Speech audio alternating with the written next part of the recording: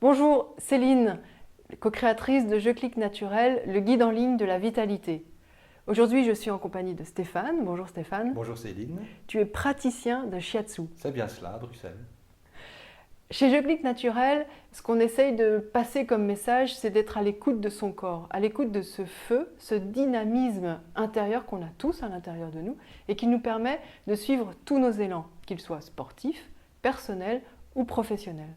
Alors, avant de rentrer dans le détail de ce qu'est le shiatsu, à quoi ça sert et voilà, comment on le pratique, Stéphane, est-ce que tu peux nous donner une définition avec tes mots à toi de la vitalité? Oui, alors la vitalité c'est très très important, c'est fondamental que ce soit dans le shiatsu ou dans la vie de tous les jours Mhm. d'ailleurs. Vitalité, tu as employé quelques mots intéressants, étincelle, enfin la flamme, Ouais. l'étincelle de vie, c'est fondamental. Également l'élan vital. Mhm. Donc c'est bien de ça qu'on parle. On parle de ce qui nous soutient tous les jours, de ce qui nous porte, de ce qui nous permet de vivre avec envie, avec désir. C'est très important. Et dans le shiatsu, tout ça va être lié plutôt à l'énergie des reins. D'accord, tout se passe ici en fait. Ben, tout non. Ouais. Disons que le départ est ici, au niveau des reins, au niveau du ventre et au niveau de l'énergie, ce qu'on appelle innée, ce qu'on a reçu de nos parents. Donc, qu'est-ce qui se passe à la conception? Ben, l'énergie de la mère et du père s'unissent. Il y a la fécondation, ça c'est le premier type d'énergie vitale, primitive, primordiale, qui est à la base de l'être humain. Et D'accord. alors après, il y a toute la période de la grossesse avec la nourriture donnée par la mère et l'attention, la présence du père, qui font que voilà, chaque être humain, à sa naissance, dispose d'un capital d'énergie vitale. D'accord. Et donc ça, c'est la vitalité à la Ok. base de tout être humain. D'accord. Donc il y a des gens qui en ont moins et il y en a des gens qui en ont beaucoup. Ah ben oui, alors on n'est pas égaux, on va dire, à la D'accord. base devant la vie. Hein.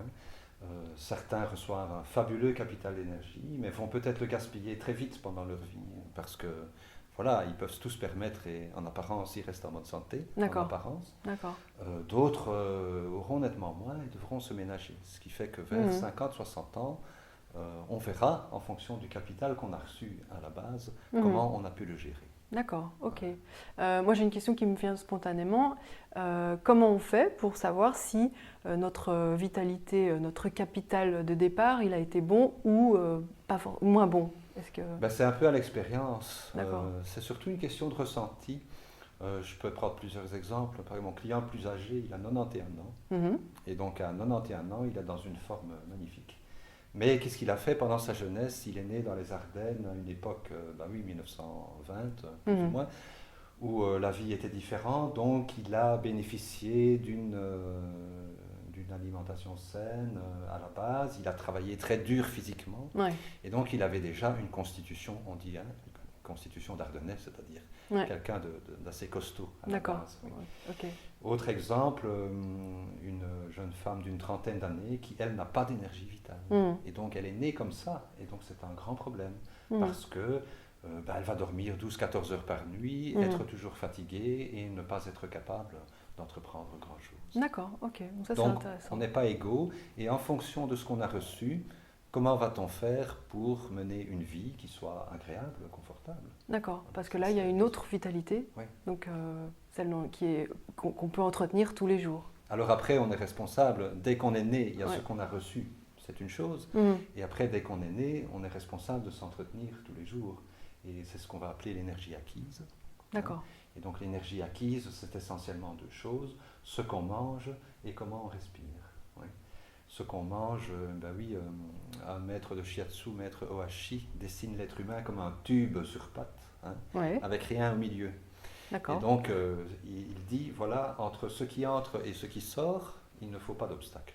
Mhm. Quand il y a des obstacles, des toxines, des difficultés, on n'assimile pas bien sa nourriture Mhm. et donc on n'élimine pas bien les toxines, ben, on ne va pas se sentir bien. D'accord, Hein. donc ça participe à l'entretien de la vitalité quotidienne. Ça participe, disons, pour 50%, hein, D'accord. parce qu'on dit qu'il faut s'alimenter de façon qualitative, certainement, Mhm. super important, mais ce n'est encore que 50%. D'accord. Les autres 50% auxquels en Occident on fait nettement moins attention, Mhm. c'est la respiration.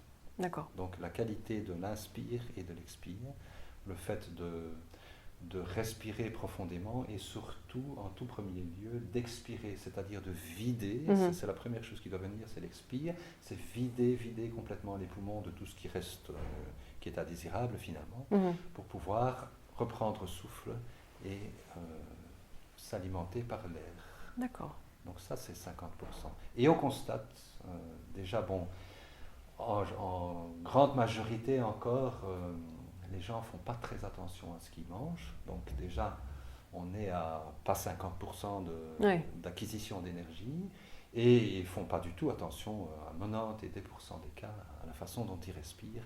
Et donc, on peut soupçonner que la plupart des personnes ne prennent pas l'énergie dont ils auraient besoin tous les jours pour vivre de façon agréable et confortable. D'accord. Ajoutons à cela les circonstances qui ne sont pas agréables, le stress, le travail, la vie qu'on mène, ce qu'on nous demande de faire, et qui n'est pas du tout en accord avec les cycles naturels, parce qu'un autre secret, ce serait de respecter les cycles naturels. Tout à fait. C'est évident qu'en hiver, on ne lance pas une activité qui va nécessiter 12 heures de travail par jour. On est plus calme. En hiver, on se repose. On est dans la phase d'intériorité. On prépare ses projets, on cocoon, on reste à la maison au chaud. Et puis au printemps, bientôt, on va pouvoir se lancer parce que l'élan vital, comme tu disais tout à l'heure, va être perceptible autour de soi. Donc une autre chose, c'est aussi de s'harmoniser. D'être en connexion avec ce qui se passe autour de nous. Avec ce qui se passe dans la nature. On n'est pas coupé. Difficile quand on est urbain de ne pas être coupé. Même quand on est urbain, on reste sensible à ces choses et dépendant quelque part. Donc un des mots-clés, c'est aussi harmoniser. D'accord. Quels seront les trois éléments qui nous permettent justement d'entretenir cette vitalité Le plus important, c'est d'avoir du temps pour soi.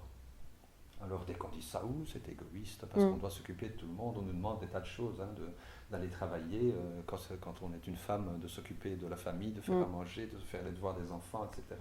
Donc on demande des tonnes de choses. Mais en fait, ce n'est pas de l'égoïsme que de dire je prends maintenant du temps pour moi et je prends du temps pour moi tous les jours. D'accord. Alors ce temps pour soi, qu'est-ce qu'on en fait? Très important qu'il n'y ait justement pas d'interaction avec d'autres personnes. C'est vraiment pour soi. Et certaines personnes ont un besoin d'intériorité. On peut prendre du temps pour faire un peu de méditation, de réflexion, de lecture, une promenade solitaire. Déjà, c'est excellent pour la vitalité. 30 minutes par jour, simplement. Aller marcher, en prenant l'air, pas marcher dans un centre commercial, marcher dans un endroit. Marcher en conscience en fait. Même pas en conscience, parce que tout de suite c'est compliqué. On se dit, qu'est-ce qu'il faut faire? Il y a des techniques que je dois apprendre. Non, il ne faut rien apprendre. Marcher, ça va tout seul, on sait faire.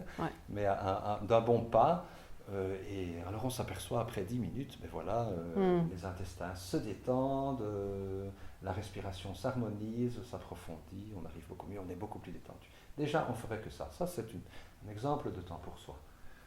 Autre exemple de temps pour soi, c'est de se ménager un moment pour une activité physique. Le problème, c'est qu'on n'est pas en mouvement. Le propre de l'énergie vitale, c'est d'être tout le temps en mouvement.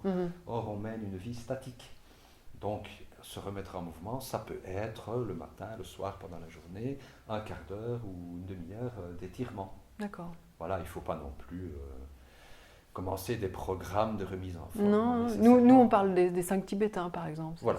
Des exercices, vraiment, ça prend, moi je le fais tous les matins, ça prend 10 minutes, un quart d'heure et ça fait un bien de dingue. Mais le problème, c'est de prendre ce temps pour soi, c'est de dire, sinon on va dire, je n'ai pas 10 minutes. Oui, c'est vrai, on n'a pas 10 minutes, on n'a pas le temps, on n'a jamais le temps. On n'a jamais le temps si on ne crée pas le temps. Donc, la première chose, c'est de créer du temps pour soi. Et bien là, on parlera, nous, du Doin. D'accord. Les étirements liés au shiatsu. On peut faire un étirement des 12 méridiens, organes et viscères tous les jours. Ça prend aussi 10 minutes. D'accord. Quand on fait l'enchaînement. Et après, on commence la journée, on est déjà dans une autre énergie. Ouais. On est plus présent. Et plus détendu. Et du coup, les choses qui vont nous arriver, on va pouvoir relativiser. Si on met ici le centre d'énergie vitale au niveau du Kikai, du Hara, c'est pas pour rien. C'est parce que on revient toujours en ce centre. Situé en ce centre et pas en périphérie à courir derrière toutes nos pensées et nos émotions et tout ce qui peut bien nous arriver autour de nous. Si on reste ici en ce centre, c'est la base de la méditation, des arts martiaux et de toute technique de santé, même pas nécessairement orientale. quand on est ici en ce centre, eh bien, on peut considérer les choses calmement. Et on est dans son énergie propre à soi, en contact. Ok. Voilà. Ça, c'est une première chose. Du temps pour soi. Une deuxième chose, c'est veiller à la qualité de sa vie. C'est vrai que c'est compliqué.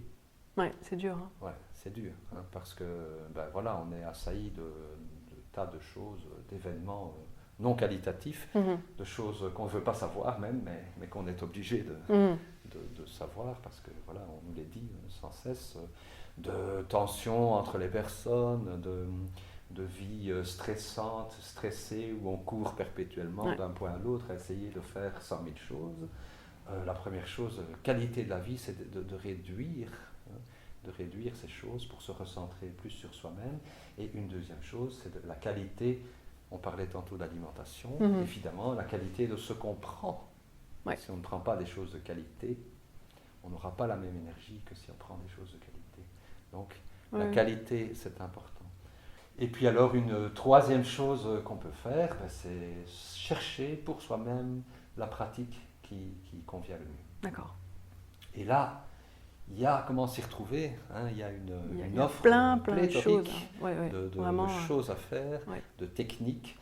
Je dirais peut-être que le seul point auquel veiller, ce serait que cette pratique soit physique, qu'elle implique le corps. Et est-ce qu'il faut forcément transpirer ? Ah ben non. Alors ça, c'est après un petit peu la mentalité qu'on a, il faut transpirer pour que ce soit bon. Hein. Bah, disons qu'il y a ce phénomène d'élimination aussi par la transpiration. Donc, bien sûr, voilà. Mais on n'est pas dans la performance, il faut que tout le monde aussi puisse pratiquer. On dit, vous allez dans un centre de fitness et on va vous donner des exercices qui vont repousser vos limites peut-être, si c'est ça dont vous avez besoin. Mais si c'est pas ça, et c'est pas à la portée de tout le monde non plus, peu importe la pratique qu'on fait, mais que ce soit une pratique pour soi-même, et une pratique qui nous permet de nous développer et de nous recentrer. Ça peut être de la musique, de la peinture, ça peut être du yoga pour travailler sa respiration, ça peut être du doin ou du shiatsu pour travailler sur ses points d'énergie.